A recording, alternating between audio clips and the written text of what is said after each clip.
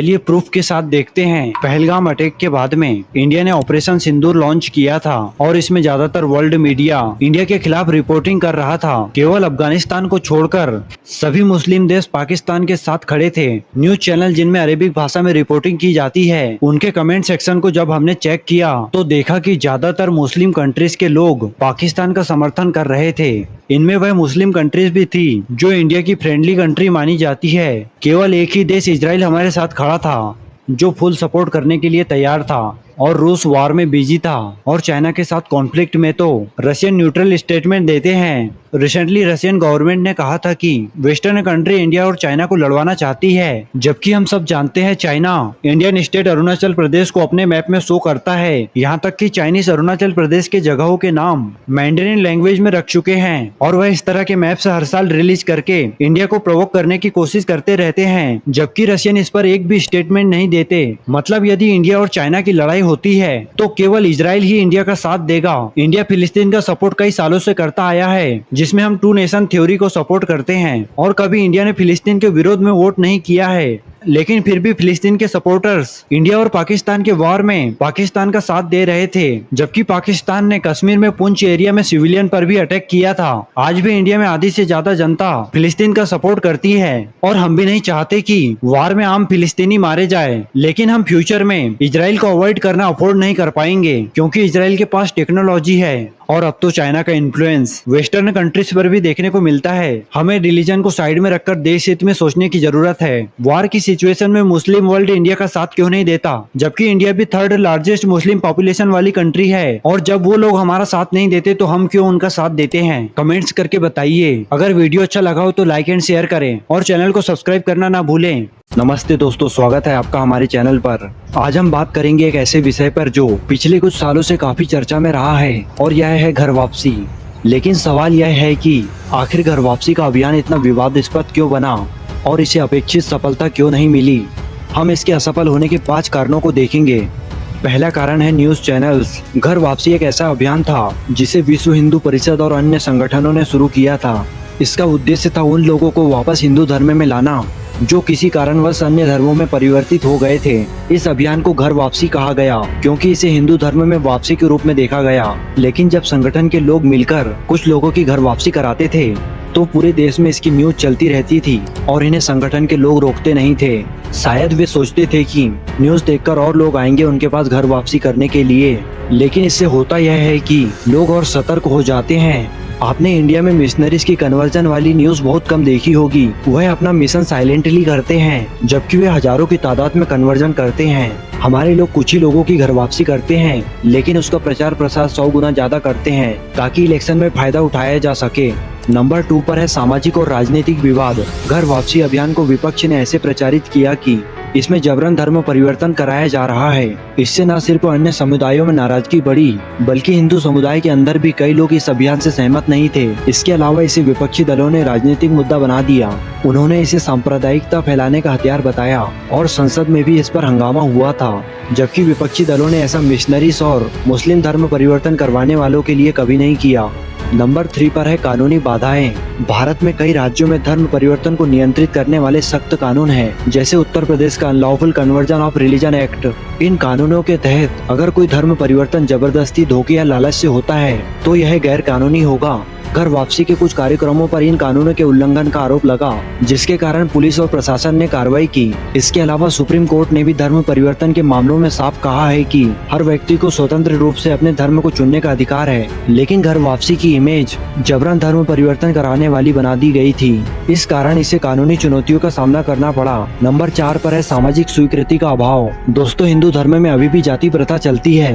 लोग ऊपरी तौर पर समर्थन तो दिखा देते हैं, लेकिन क्या लोग घर वापसी किए हुए लोगों के साथ विवाह जैसे रिलेशन बना पाएंगे? और इन्हीं सभी कारणों की वजह से यूपी में कुछ लोगों ने घर वापसी की थी, लेकिन वह फिर से मुस्लिम बन गए क्योंकि उन पर इन सब चीजों का सामाजिक दबाव था। इससे पता चलता है कि बड़े पैमाने पर घर वापसी तभी संभव है जब हिंदू जाति प्रथा खत्म कर दे। नंबर 5 पर है सही प्रचार प्रसार में कमी। घर वापसी अभियान को सही तरीके से लोगों तक पहुंचाने में कमी रही। इसे ज्यादातर विवादास्पद समाचारों या सोशल मीडिया के जरिए जाना गया, जिससे इसकी सकारात्मक छवि नहीं बन पाई। अगर इस अभियान को एक सामाजिक या सांस्कृतिक पहल के रूप में प्रस्तुत किया जाता तो शायद इसे ज्यादा स्वीकृति मिलती। इसके बजाय कुछ नेताओं और संगठनों के भड़काऊ बयानों ने इसे और विवादास्पद बना दिया। इससे आम जनता में भ्रम और डर का माहौल बन गया। तो दोस्तों, ये थे वो प्रमुख कारण जिनकी वजह से घर वापसी अभियान उतना सफल नहीं हो पाया। ये हमें सिखाता है कि किसी भी सामाजिक या धार्मिक पहल को शुरू करने से पहले प्रॉपर रिसर्च करके प्लान बनाना चाहिए और पॉलिटिशियन को इससे दूर रखना चाहिए, क्योंकि ये काम कम ढिंढोरा ज्यादा ठोकते हैं। इन्हें केवल इलेक्शन में फायदा चाहिए होता है, चाहे पूरा अभियान ही क्यों न बदनाम हो जाए। हिंदुओं को क्रिश्चियन मिशनरी से सीखने की जरूरत है। उन्होंने कैसे स्कूलों का नेटवर्क बनाया है। हिंदुओं को भी उनके बराबर क्वालिटी शिक्षा देने वाले गुरुकुल खोलने चाहिए थे। हमारे पास गुरुकुल है भी तो उनकी तादाद बहुत कम है। ज्यादातर लोगों ने तो कोई भी गुरुकुल देखा ही नहीं है। यहाँ तक कि कई हिंदू नेताओं के बच्चे भी मिशनरी स्कूल में पढ़ते हैं। प्रारंभिक शिक्षा का असर हमारे माइंडसेट पर पड़ता है। दोस्तों, आपको क्या लगता है, घर वापसी अभियान की इमेज नेताओं ने बिगाड़ी है या नहीं? कमेंट्स करके बताइए। अगर वीडियो अच्छा लगा हो तो लाइक एंड शेयर करें और चैनल को सब्सक्राइब करना ना भूलें।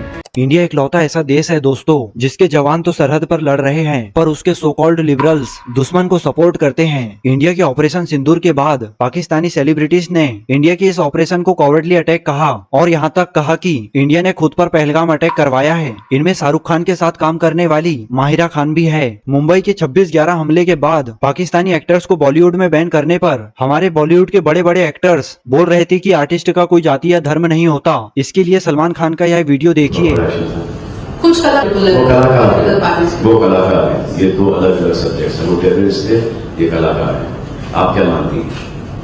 ये कलाकार टेररिस्ट है?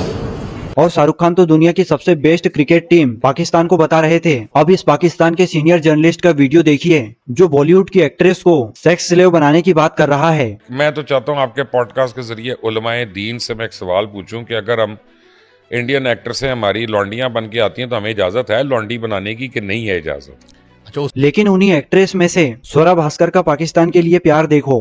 काफी जगह घूमी हूँ, लेकिन लंदन, न्यूयॉर्क, इस्तांबुल, पेरिस सब फेल है लाहौर के सामने। आपने देखा कि कैसे स्वरा भास्कर इस वीडियो में लाहौर को दुनिया का सबसे बेस्ट सिटी बता रही है, जबकि इनके लाहौर जाने से पहले भी इंडिया पर कई टेररिस्ट अटैक हो चुके हैं जो कि पाकिस्तान ने करवाए थे, जिसमें हमारे हजारों सोल्जर्स शहीद हो चुके हैं। पाकिस्तान को प्यार दिखाने में केवल स्वरा भास्कर ही आगे नहीं है। कई बार माधुरी दीक्षित, दिया मिर्जा और मलाइका अरोरा, ऋचा चड्ढा जैसी एक्ट्रेस भी पाकिस्तान के प्रति प्यार जाहिर कर चुकी है और कुछ एक्ट्रेस ने तो पाकिस्तान जाने के लिए भी कहा था। यह जो पाकिस्तानी एंकर है वह कह रहा था कि यदि इंडिया से जंग हो जाती है तो उसकी ख्वाहिशें क्या होगी। तो सीनियर जर्नलिस्ट कहता है वह उलेमाए दीन से पूछना चाहता है कि इंडिया से जंग जीतने के बाद क्या वह इंडियन एक्ट्रेसेस को सेक्स स्लेव बना सकता है। और इस पॉडकास्ट को पाकिस्तान में बहुत ज्यादा देखा गया है और उनकी पब्लिक भी इसे बहुत ज्यादा सपोर्ट कर रही थी। यह सीनियर जर्नलिस्ट इसलिए ऐसा कह रहा है क्योंकि पहले के जमाने में जब मुगल आक्रमण करते थे और जंग जीतने पर काफिरों की महिलाओं को गुलाम बना लेते थे, जिसे उर्दू में माले गनीमत कहते हैं, मतलब हारे हुए राज्य से लूटी हुई चीजें हलाल मानी जाती है। और इस एंकर की वही जाहिलियत भरी सोच है। इसका किसी भी पाकिस्तानी एक्टर ने विरोध नहीं किया और इन एक्टर्स के सोशल मीडिया अकाउंट इंडिया में बैन होने पर इंडियन पब्लिक वीपीएन का यूज करके पाकिस्तानी सेलिब्रिटीज का अकाउंट एक्सेस कर रही थी। यहाँ तक कि कुछ तो कह रहे थे उन्होंने वीपीएन का सब्सक्रिप्शन केवल हानिया आमिर को देखने के लिए लिया है और ऐसा सभी रिलीजन के लोगों ने किया था। पाकिस्तानी एक्टर उनके देश के प्रति तो वफादार है, लेकिन हमारे देश में गद्दारों की कमी नहीं है। इन सेलिब्रिटीज ने पहलगाम अटैक को फॉल्स फ्लैग ऑपरेशन बताया था। मतलब पाकिस्तानी एक्टर्स का कहना है कि इंडियन गवर्नमेंट ने अपने लोगों पर अटैक करवाया था। यह सब कहने के बाद भी इंडियन पब्लिक उन्हें फॉलो करना नहीं छोड़ रही है। ना ही हमारे बॉलीवुड के बड़े सेलिब्रिटीज ने इनके खिलाफ कुछ कहा और हो सकता है कि 2-4 साल बाद सब भूलकर उन्हें काम देना भी शुरू कर दे, क्योंकि इंडिया में देश के साथ गद्दारी करने वाले लोगों की कमी नहीं है। हमारे यहाँ पर लाखों फॉलोअर्स वाले यूट्यूबर से लेकर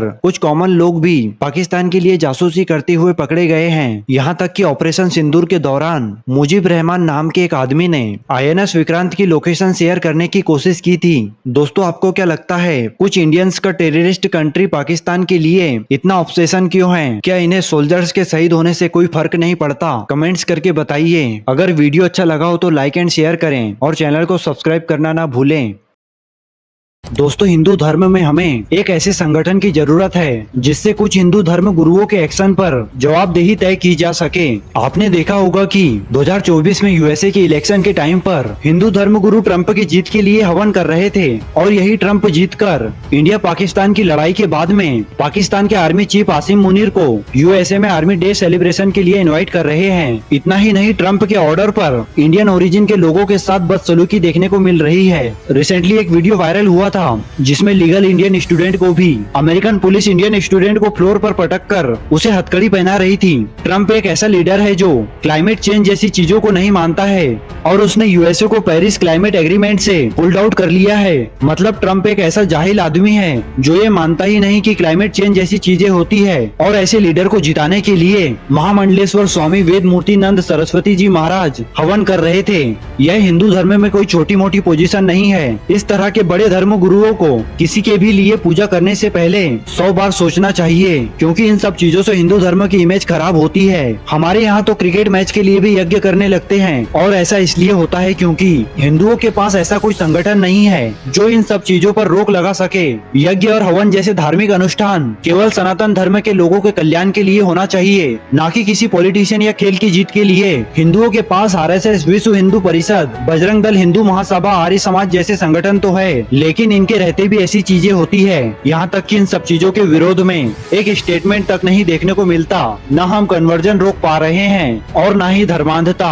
शंकराचार्यों और दूसरे धर्म गुरुओं को मिलकर धार्मिक अनुष्ठानों के लिए नियम बनाने की जरूरत है ताकि कोई आगे भविष्य में ट्रंप जैसे नेताओं के लिए हवन न कर सके। ट्रंप के वजह से ही पाकिस्तान को IMF से बिलियंस ऑफ डॉलर का लोन मिला है, जिसका उपयोग पाकिस्तान मिलिट्री हथियार खरीदने के लिए करता है और यह हथियार सब इंडिया के खिलाफ यूज होंगे। दोस्तों, आपको क्या लगता है, ट्रंप या क्रिकेट जैसे खेलों के लिए हवन या यज्ञ करना सही है? कमेंट्स करके बताइए। अगर वीडियो अच्छा लगा हो तो लाइक एंड शेयर करें और चैनल को सब्सक्राइब करना ना भूलें।